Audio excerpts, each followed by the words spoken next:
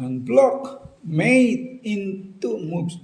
Magandang araw po sa inyong lahat dyan, sa mga lahat na nag-view po, magandang araw po.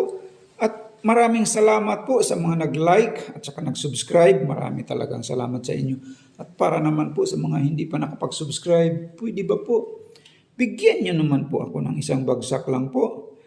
Scroll down lang po ba, pakipindot lang yung subscribe, pati na rin yung notification bell para naman magtuloy-tuloy itong libangan natin. Doon sa right side ng subscribe, yung kulay black, pakipindot lang po.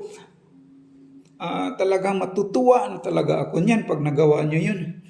Isa lang po itong libangan po, maglibang-libang lang po tayo ba sa pamamagitan ng pag-solve ng 2 move chess puzzle kagaya nito. Ganyan po siya. Sa loob lang ng 2 malikhain na galaw ng white, ay mamatihin na itong black na king. Wala naman po siyang matatakbuhan yan. Maaari pong mag-check niyan ang kanyang queen. Dito po siya maaari mag-check.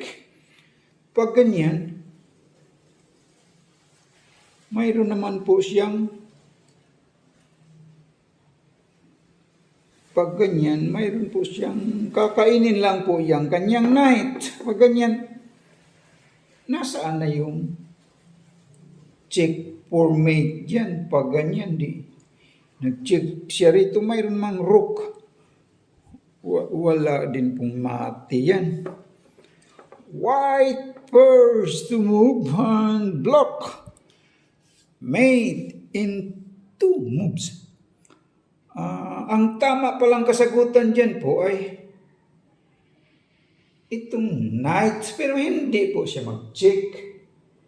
Knight F4, that is the right move. Halimbawa po pag ganyan, kakainin ng kanyang queen na block. Ma-checkmate naman siya dyan by na bishop. Checkmate.